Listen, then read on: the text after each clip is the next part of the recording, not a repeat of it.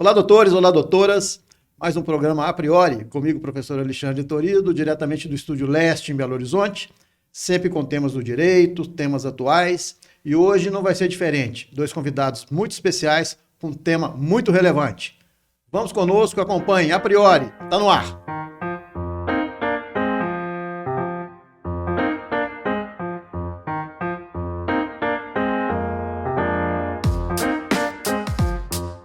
Doutores, doutoras, amigos do A Priori, estamos abrindo mais um programa com mais um tema muito especial e desde já agradeço a você que tem acompanhado os nossos programas, tem curtido os nossos vídeos, gosta do conteúdo do nosso canal, muito importante a sua participação e o compartilhamento desses programas, porque dá uma visão geral aos especialistas do mundo do direito e também ao cidadão que quer saber determinados assuntos. Agradeço muito a sua inscrição. Se não está inscrito, se inscreva no canal. Toda quarta-feira, às 18 horas, você recebe em seu celular o programa A Priori, sempre com temas interessantes. Agradeço também a nossa parceira, a Faculdade ASA de Brumadinho, do qual tenho muito orgulho em fazer parte do corpo docente, sempre falo isso, não vou me cansar de falar.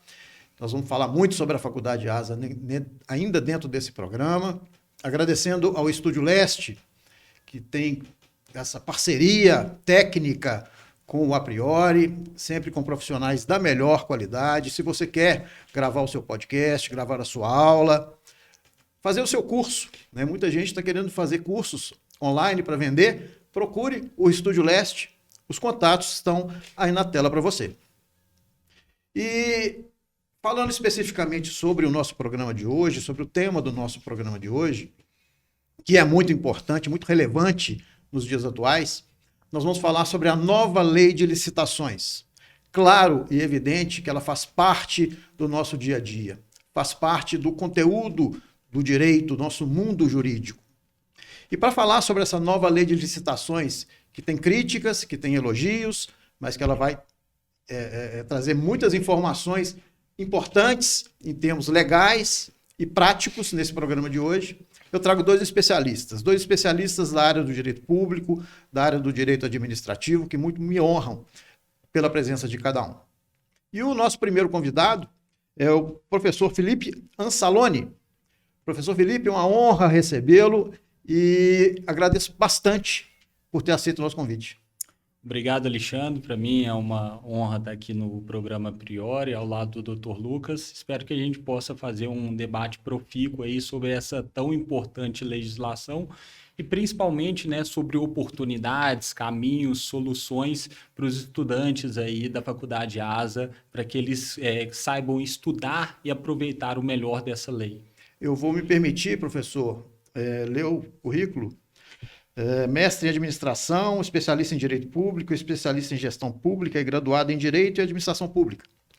É consultor em governança, políticas públicas junto ao sistema SEBRAE, FIENG, Fundação João Pinheiro, Associação Mineira de Municípios, Confederação Nacional de Municípios, professor de pós-graduação da UNA, UniBH e PUC Minas, né? Me cansei aqui, professor. Parabéns pelo currículo. Obrigado. Ao longo dos anos a gente vai tentando ficar caminhando, construindo a própria trajetória. E é exatamente por isso que o nosso programa tem contribuído aí para o conhecimento, trazendo pessoas desse gabarito e desse nível.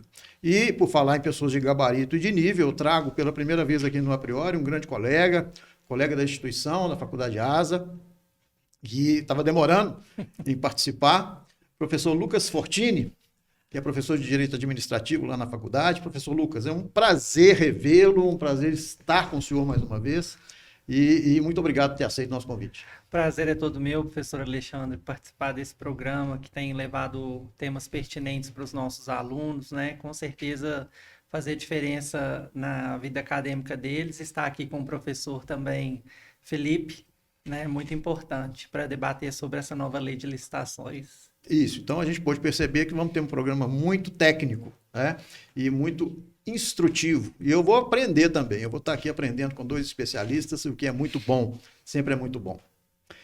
E amigos, e assim me permito chamá-los de amigos, nova lei de licitações, né? A gente sabe que a licitação, ela não é uma coisa nova, não é um instituto novo, que está aí no nosso dia a dia há muitos anos, e para quem ainda tem uma certa dificuldade em entender o que é licitação, eu só vou dar uma introduçãozinha, porque a gente tem duas divisões dentro do direito, o direito público e o direito privado, né? E as relações contratuais, essas que a gente mantém nos nossos dia a dia, essas relações entre nós, cidadãos, direcionados muito à questão do direito privado, né? A gente contrata com quem a gente quer, da forma que a gente quer, dentro dos limites da lei, evidentemente.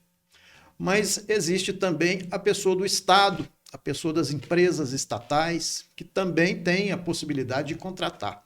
Aí exatamente que aparece a licitação, professor Felipe, a importância dela para o nosso país.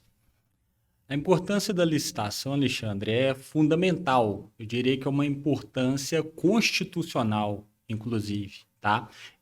O Estado tem o dever constitucional de licitar, afinal de contas, o Estado e os agentes públicos por ele contratados, que são chamados de servidores públicos, eles lidam com o dinheiro público. Não é o meu dinheiro, é o dinheiro de todos nós. Então, a administração pública não pode aplicar o tão escasso recurso do erário público de qualquer forma. Ela tem que ter critérios, tem que ter impessoalidade, ela tem que tratar com isonomia todos aqueles que com a administração queiram vender, fornecer, não pode ter pessoalidades, não pode ter paixão, não pode ter benefícios para além daquilo que o legislador estabeleceu. Então, por quê? Afinal de contas, o dinheiro é de todos, não é de um só, tá? Então, o Estado democrático de direito, tá? E assim todos os países que seguem o Estado democrático de direito, preza por licitar. Isso não é uma garantia constitucional apenas do ordenamento brasileiro. Há anos, décadas, talvez séculos, que o mundo licita e, felizmente, continuará licitando até para que o Estado comprador seja um Estado de oportunidades e não de direcionamentos ou benefícios para esta ou aquela classe. Então, cada vez mais se licita. Com a nova legislação, a gente fica muito esperançoso que o jeitinho se afaste e ganhe espaço definitivamente a legislação, o arcabouço jurídico, para que aquele empreendedor, para que aquele empresário, independentemente do seu porte, da sua facção, das suas escolhas políticas, se ele tem um produto que atende ao interesse público, atende às regras editalícias, ele possa acessar a compra pública e vender um produto de qualidade para a administração pública. Esse é o interesse da compra pública, né? A importância da licitação para o nosso país ele é ímpar, né? Porque nós, professor Lucas, que somos cidadãos, exigimos do Estado o quê? Uma boa qualidade de educação, uma boa qualidade de saúde, de segurança pública, e para isso o Estado precisa contratar, né? Ele precisa contratar pessoas, empresas. Então, quando eu falo da questão da diferenciação entre o direito privado e o direito público, né? Porque no direito privado a gente quer comprar um carro, a gente vai ali e compra, contrata, né? Da forma como a gente quer, dentro do princípio da autonomia da vontade que se tem lá no direito privado. Mas no direito público, né, a coisa muda, né? O Estado tem regras, mas que são necessárias em benefício do cidadão. Exatamente. O professor Felipe, ele colocou aí bem claro para a gente essa questão da administração pública, respeitar o princípio da isonomia, né? De permitir que todos aqueles que queiram contratar com a administração pública contratem, mas sem o jeitinho brasileiro. E ele também explicou muito bem para a gente a questão da previsão constitucional, que está lá no artigo 37, no inciso 21, aonde o legislador constituinte ele determinou que na hora que o licitante, né, na hora que a administração pública fosse fazer a contratação, houvesse essa abertura do mercado para todos aqueles que fossem interessados em fazer a parte dessa licitação.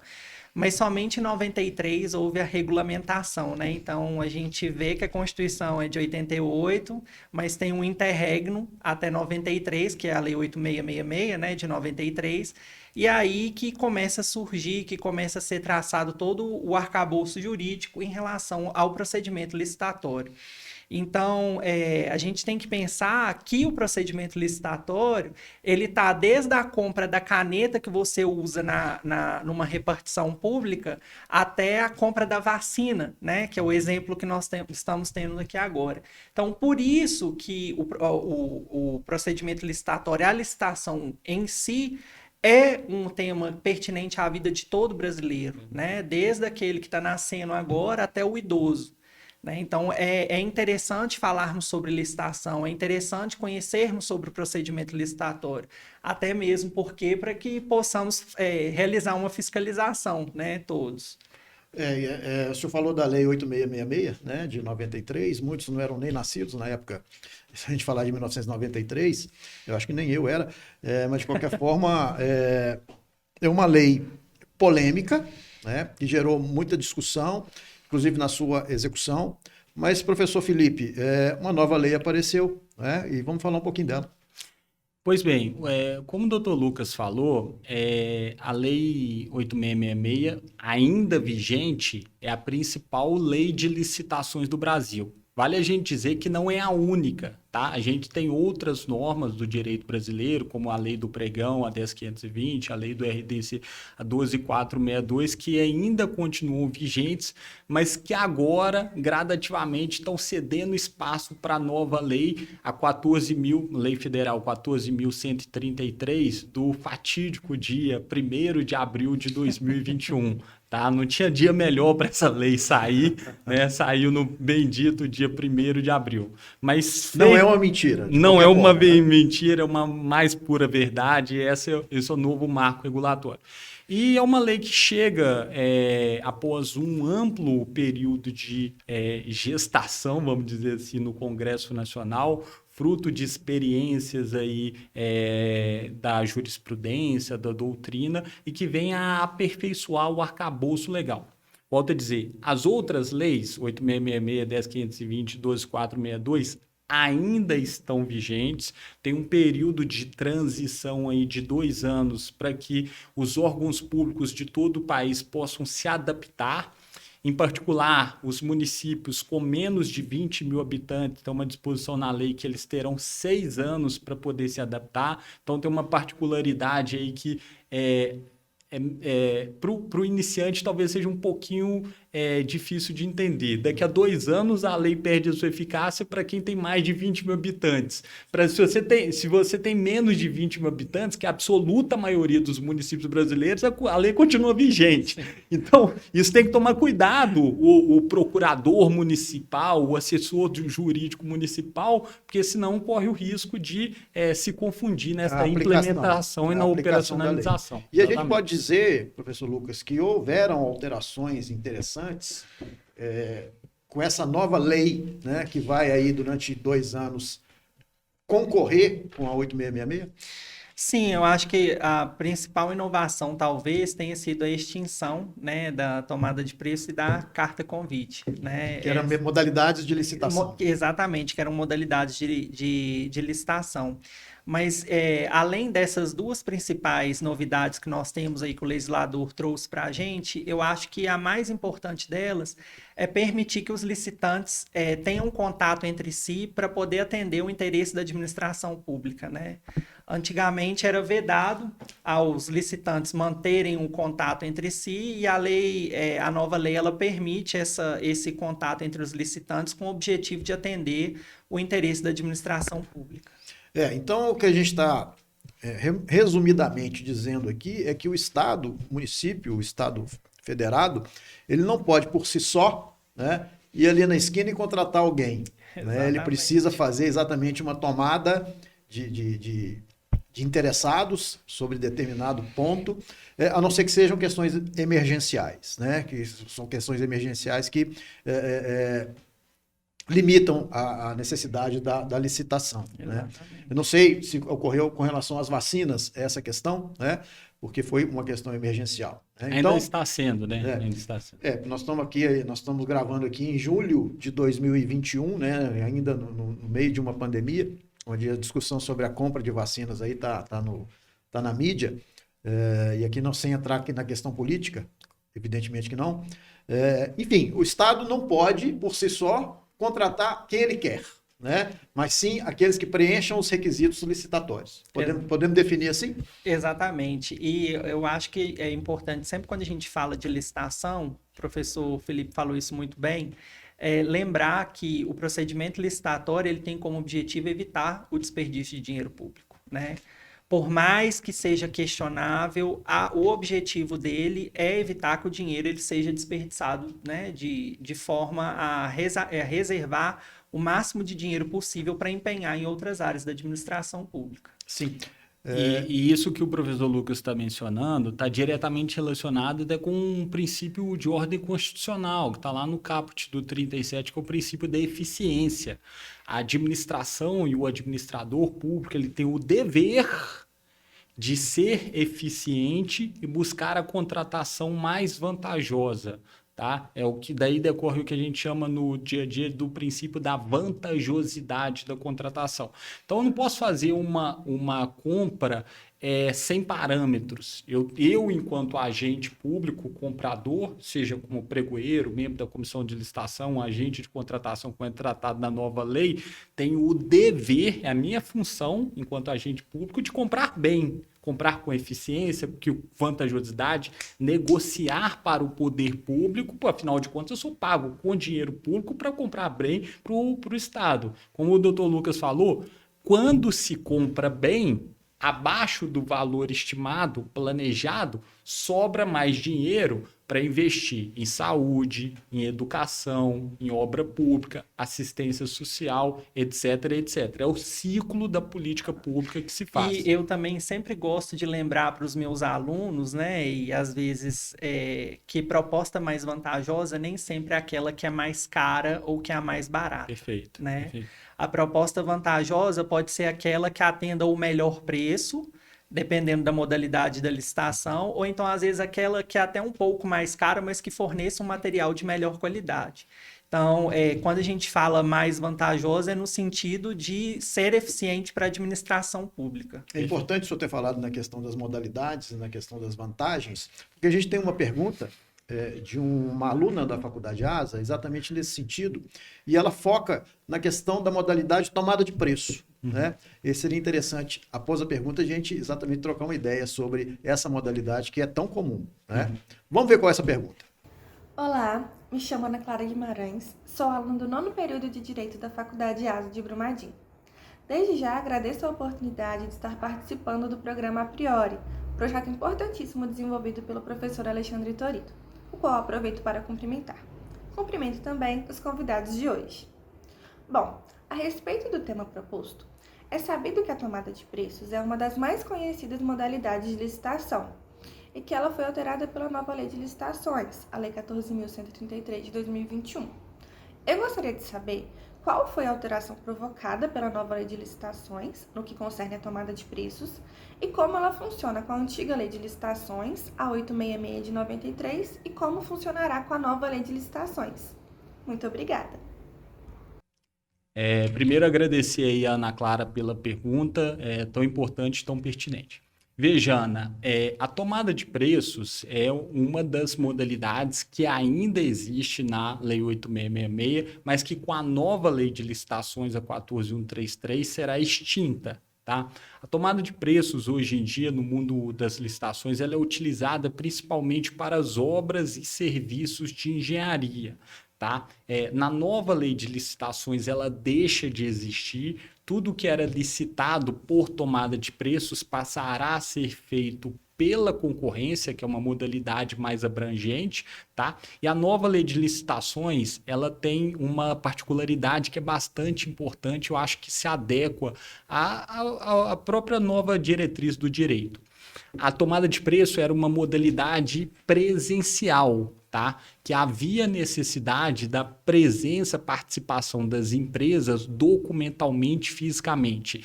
A nova Lei de Licitações, ela privilegia as contratações eletrônicas. Então, ela não exclui as presenciais, mas ela privilegia as contratações eletrônicas. Então, a concorrência vai ser eletrônica, o pregão vai ser eletrônico. E um detalhe, tá? Isso que a gente está fazendo aqui hoje, de gravar com com áudio e vídeo, uma conferência aqui, vai começar a ser feito também nas licitações presenciais. Então, as licitações presenciais não estão extintas, mas se realizadas, haverão de ser gravadas em áudio e vídeo, até para que se preserve o princípio da publicidade aí do ordenamento jurídico. É uma modalidade extremamente importante, né? Porque o senhor citou aí a questão das obras, né? Engenharia. Sim. E daqui a pouco a gente vai falar um pouco sobre a questão de corrupção, né? Porque ela não deixou de existir, e a nova lei pode ser que ela limite aí, eu tente gerenciar um pouco mais essa questão da possibilidade de corrupção. E é exatamente com relação à corrupção e a responsabilidade de que esses tomadores e quem ganha uma licitação tem, né? Que eu quero focar no nosso assunto agora. A responsabilidade de quem ganha uma licitação ela é muito grande. Com certeza. Ela é muito grande. Que tipo de responsabilidade que essa pessoa física ou jurídica que ganhou uma licitação tem junto à administração pública em caso de improbidade? Isso que eu queria tocar. A nova lei, né, ela trouxe uma série de gradações lá no artigo 156, salve a memória que não tiver falhado. Ela trouxe uma série de penalidades para aqueles agentes que vierem a descumprir a lei, né? Por exemplo, inexecução do contrato parcial ou total, na eventualidade dela falsificar algum documento para poder participar do certame, na eventualidade dela faltar com algum documento no sentido de ser beneficiada no certame, e os parágrafos desse artigo 156, ele vem gradando, né? Desde a proibição da contratação com a administração pública, até mesmo a exclusão da pessoa do procedimento licitatório. E aqui eu acho pertinente também falar que existem alguns doutrinadores, que não são a maioria, né? Que inclusive eles falam que além de responder pela lei de licitações, eles podem inclusive responder pela lei anticorrupção, né? Que é um novo marco que a gente teve aí na legislação. E nós temos o outro lado, né? Nós falamos aí da questão de quem ganha uma licitação, mas nós temos o agente público, né? A gente sabe, e a gente não pode ser hipócrita de dizer que às vezes não existe já um direcionamento para determinadas empresas ganharem licitações. Isso é fato e não tem nenhum tipo de constrangimento em dizer isso, né? A experiência que o senhor tem, professor Felipe, nesse sentido, mais ou menos o que eu estou dizendo? Sim. Alexandre, eu fico muito à vontade para conversar sobre isso, porque eu já fui agente público concursado, inclusive, já integrei comissão de licitação, a gente assessora até hoje várias comissões de licitações de órgãos públicos, e com muita segurança eu te falo que 99% das licitações são realizadas por pessoas muito sérias, honestas, de boa índole, bem intencionadas. Mas aquele 1% talvez acaba contaminando em diversos sentidos o pensamento da sociedade, a boa intenção de algumas pessoas que realmente existe. De novo, vamos falar, isso não é um problema exclusivamente do Brasil, tá? Pelo amor de Deus, não sejamos ingênuos aqui, inclusive os nossos estudantes, de achar que corrupção em licitação só existe no Brasil. Isso existe, infelizmente, no Brasil todo. Não é prerrogativa nossa. Não, felizmente, não é prerrogativa nossa. E muito das boas práticas anticorrupção que hoje temos no Brasil, um ordenamento jurídico robusto, foram importadas de outros ordenamentos jurídicos, tá? O que é bom é que a legislação seja severa com quem ela descumpre, para que a gente iniba e o nosso Estado democrático de direito avance aí em prol da legalidade. A gente tem daqui a pouco uma pergunta exatamente ligada a essa questão da corrupção, vamos falar um pouco do compliance. Sim. Né? Se a nova lei ela prevê, ajuda sim, nessa questão do combate à corrupção. Professor Lucas, a Faculdade ASA esse ano completa 20 anos, né? Nós estamos lá no quadro docente, uma alegria muito, muito grande participar daquela instituição, e eu queria conhecer um pouquinho do professor Lucas, né? Quanto tempo que o senhor está lá, as disciplinas, os períodos. Eu estou na Faculdade ASA tem 2 anos, eu fui contratado como professor para lecionar as disciplinas de Direito Administrativo e posso afirmar para vocês, alunos, que é uma excelente instituição para se estudar. Primeiro, pela qualidade do corpo docente. Segundo, pela estrutura física, né? E pela questão da biblioteca ser extremamente completa, né? Esse contato próximo dos alunos com professores, com certeza, é um diferencial. Então, lá vocês não são só alunos, vocês são mais do que alunos, com certeza. Eu acho que isso é um diferencial da Faculdade ASA. Eu sempre converso com os nossos professores que vêm aqui no A Priori e a gente sempre foca essa questão da relação entre o professor e o aluno, né? Dessa pessoalidade. E a gente conhece os alunos, às vezes, pelo nome, né? Ótimo. E às vezes até vida, né? Sim. Particular, né? Eles colocam situações das vidas particulares, é muito interessante essa relação que a gente tem. O professor Lucas, ele é graduado pela PUC-MG, especialista em Direito e Processo do Trabalho pela Faculdade Damásio de Jesus, mestre em Direito Privado pela FUMEC e, principalmente, professor da Faculdade ASA de Brumadinho. O senhor conhece a Faculdade ASA, professor Felipe? Conheço. É interessante que você mencionou 20 anos. Eu me lembro quando, à época, eu estava prestando vestibular, né? E aí, entre formado e prestar vestibular, já tem mais ou menos isso, né? E aí, logo depois que eu entrei na faculdade, estava nascendo a faculdade. Eu tenho mais ou menos 15 anos de formado em administração, né? Aí, mais ou menos esse tempo. E, à época, eu me lembro que já foi uma faculdade que nasceu com muita divulgação, muito interessante. Muito bom saber que instituições de ensino vão chegando à longevidade de 20 anos, porque também são negócios e instituições que disseminam a educação tão importante. E talvez, professor, pegando um gancho aqui na fala do professor Felipe, mais do que longevidade, pessoal, é ter qualidade. Com certeza. E isso é uma coisa que nós somos cobrados como professor, né? Sempre entregar o melhor para os alunos, sempre atender os anseios deles, né? Então... Às vezes a gente não é unanimidade, às vezes a gente tem alguns contratempos que são extremamente normais, mas que são totalmente equacionados, né? Sim, mas é importante a gente destacar que tudo aquilo que é necessário para aumentar a interatividade com os alunos é essencial, né? E a faculdade nos fornece isso. E rogando a Deus aí que a gente possa voltar presencial. Com certeza. Quanto antes. A gente tem um vídeo institucional da Faculdade ASA e logo em seguida nós temos uma pergunta, voltando ao nosso tema, exatamente sobre a questão da corrupção e da compliance baseado na nova lei, certo? Vamos ver o vídeo e logo em seguida a pergunta. A Faculdade ASA em Brumadinho está entre as melhores instituições de ensino do país, pela sua qualidade de ensino, infraestrutura e projeto pedagógico. Aqui você encontra ensino com qualidade assegurada pelo MEC. Cerca de 90% dos professores são mestres e doutores com ampla experiência no mercado de trabalho. Oferecemos cursos de graduação, técnicos, extensão e pós-graduação. Temos diversos laboratórios para as aulas práticas, os quais foram projetados e construídos para o melhor aprendizado dos nossos alunos. Através da parceria com a FAPEMIG, oferecemos bolsas de iniciação científica aos alunos da graduação.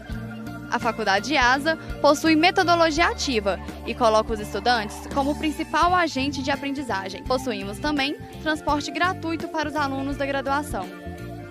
Diga sim para o seu futuro, venha para a Faculdade ASA.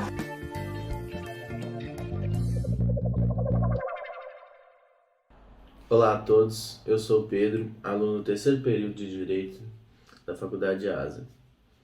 Gostaria de agradecer o convite feito pelo professor Alexandre Torido para eu participar desse programa aqui hoje e cumprimentá-lo junto aos demais convidados do programa. Pois bem, verifica-se, no atual contexto, um evidente retrocesso no combate à corrupção no Brasil. Nesse sentido, podemos dizer que a nova lei de licitações é um importante passo ao combate à corrupção? O Instituto do Compliance pode auxiliar nesse objetivo? Pedro, muito obrigado pela sua pergunta e é sempre importante a gente falar sobre a questão da corrupção no Brasil, né? É preciso a gente falar que a nossa Magna Carta ela ainda é recente, me perdoem pelo recente, né? Mas o que a gente tem visto nos últimos anos é um verdadeiro combate à corrupção.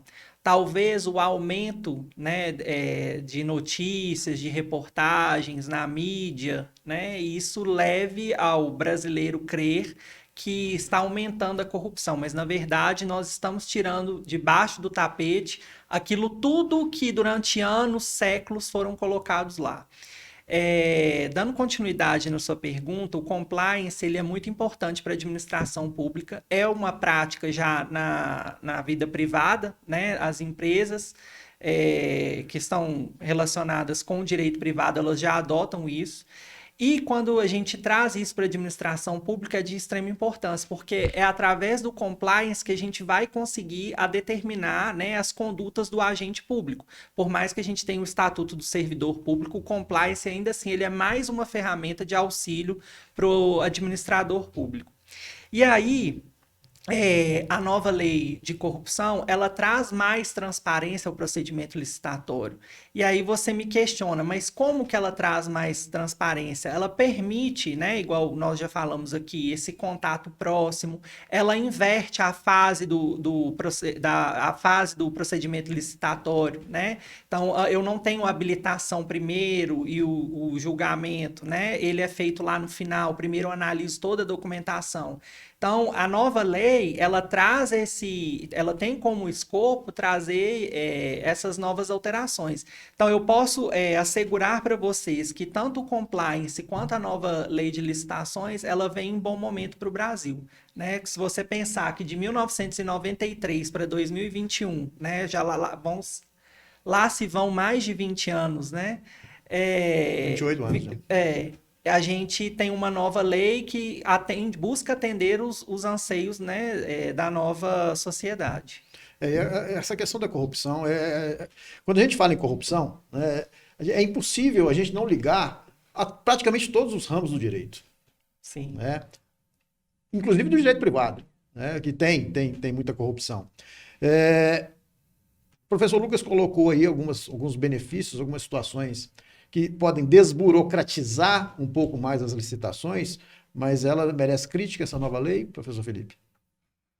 É uma lei com quase 200 artigos, né, Alexandre? É um primeiro ponto que cabe a gente dizer. É uma lei extremamente extensa e com quase, para quem não é muito habituado no mundo das licitações, é mais ou menos assim, e com quase 200 artigos, ela certamente não seria uma unanimidade. E olha que vai vir mais por aí. Tá? Porque ainda vai vir uma farta regulamentação a ser feita pelos entes públicos, o que vai adensar ainda mais por meio de outras normas infraconstitucionais, decretos, instruções normativas. Críticas há, tá? A gente pode dizer que é uma lei extremamente minuciosa, mais do que deveria, ela esmiuçou muita coisa do que poderia ser muito bem tratada por decreto. É uma lei que talvez não condizente, talvez muito com a realidade dos pequenos municípios, muito inspirada na realidade do governo federal em Brasília. Penso que diversos municípios, principalmente os de pequeno porte, terão extrema dificuldade em implementá-la e tem outras críticas ainda, talvez a sua densidade técnica, o fato dela ser muito multidisciplinar em algumas questões, o que dificulta o seu entendimento, mas eu vejo que é uma lei extremamente salutar. Tá? E eu costumo ser uma pessoa bastante otimista. Eu não gosto de ficar vendo o copo meio vazio. Eu prefiro olhar o copo meio cheio, tentar vislumbrar as oportunidades que essa lei traz para que a gente possa retirar realmente o melhor que o legislador tentou dar a ela. Ok? Professor Lucas, alguma crítica? Sim, o professor Alexandre ele já falou em questão a esse detalhamento, e inclusive alguns doutrinadores falam da questão da inconstitucionalidade da lei, justamente por ela ser excessivamente detalhista, né? Talvez não pudesse ter sido tratado tantos detalhes na lei, né? Tivesse que ser feito por meio de decreto, igual ele explicou. Mas talvez a principal de todas seja a crítica minha seja em relação ao artigo 187, que prevê aos municípios, ao Distrito Federal e ao Estado a aplicação de regulamentos próprios, né? Então, assim, a própria lei, dentro da lei, ela permite uma exceção. Como que isso vai ser feito, né? Qual que vai ser o andamento que isso vai ser dado. Mas talvez a principal crítica positiva que eu tenha seja a questão da instituição do Portal Nacional de Contratação, né? Isso é de suma importância, onde todas as informações de todos os procedimentos licitatórios vão estar inseridas, e hoje nós já temos um único estado que faz o uso desse mecanismo, que é o estado da Paraíba. Então, se você... Seria um portal da transparência das licitações? Sim, seria, exatamente. Todo procedimento licitatório feito no estado da Paraíba, quer seja a nível municipal, né, ou a estado, todo esse procedimento licitatório, ele se encontra inserido dentro desse portal. E é interessante que ele vai permitir, né, aos municípios fazer uma comparação de preço entre eles, né? Seria mais ou menos uma forma de registro de preço indireto. Eu acho que o mais importante dessa questão da transparência é mostrar, tentar inibir realmente a questão da corrupção, que é o que mais preocupa. A contratação pelo Estado de um ente particular em benefício da administração, a maior preocupação que se tem é a questão da corrupção, né? Professor Do Alexandre, benefício. se o senhor me permite uma parte, é importante a gente falar sobre corrupção, mas mais importante ainda é a gente falar sobre a fiscalização por parte do Tribunal de Contas. Isso. Né? Eu não sei se é do conhecimento de toda a população, mas o próprio Tribunal de Contas afirmou indiretamente, né, recentemente por meio das comissões parlamentares de inquérito, que ele não tem condição de fazer a fiscalização de todos os contratos que são feitos pela administração pública. Então, esses contratos, eles são apurados por meio de denúncias ou em razão do valor. Então, daí surge a importância da gente saber sobre o procedimento licitatório para poder apontar as irregularidades, né? Então, eu acho que talvez seja importante todo cidadão ter conhecimento de como funciona o processo licitatório. A gente tem várias ONGs, né? Transparência Brasil, algumas outras aqui que me falharam a memória. Você consegue acompanhar essa fiscalização. E nós, como cidadãos, a gente tem direitos. Né? Um dos Sim. principais direitos que a gente tem é de fiscalização, né? do nosso poder público e dos nossos representantes.